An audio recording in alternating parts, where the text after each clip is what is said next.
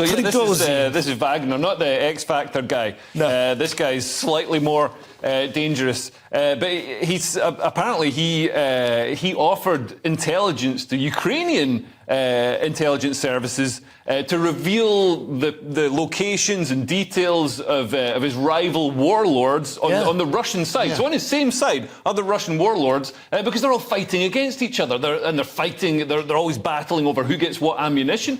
So I mean, it's interesting. It shows how Vladimir Putin rules, and internally the way Vladimir Putin rules, where he has different agencies fighting against each other, so none of them can get strong enough to topple him. It works very well like that. But in a war situation where you're actually fighting, supposed to be fighting the Ukrainian military, it doesn't work so well if your generals are fighting against each other. But you're believing this as a real story. This, here we go. I don't think this is a real story.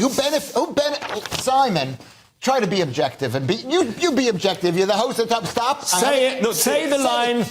No. Say the line. No, it is not just a non-story. Okay. It isn't a story. It's state propaganda. You have to read through this. Who benefits from the undermining of the Wagner...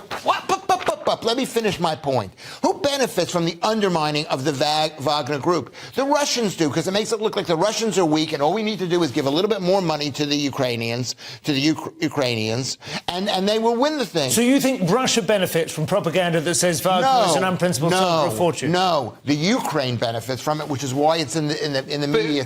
So you're saying Russia is this incredibly well-organised military organisation? No, they might not be. Incredibly well. Might not be. Yet somehow, it's the equivalent of England invading Wales, and they haven't been able to take Cardiff. No, it isn't. I mean, I wouldn't say. I mean, whether or not it's propaganda, and I agree to some extent that everything that comes out or makes it into the papers during a war should be studied with a degree of critical thinking. But it's not surprising or unusual either that, like, war throughout the very first book in Western civilization is Homer's Iliad, right? That's the foundational text. The very opening chapter of that is Achilles, who is essentially a mercenary brought in by Agamemnon to beef up his force for the siege of Troy, retiring to his tent after a squabble over who gets a slave girl as a prize.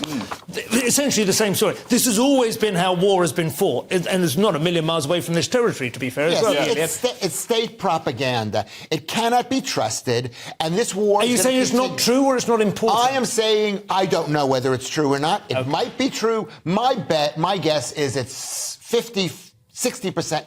Probably not. Prigozhin 60% not true. Prigozhin has been saying similar stuff himself. So, I mean, right from his mouth. 60%. I'm sorry, but that's Lewis's final word.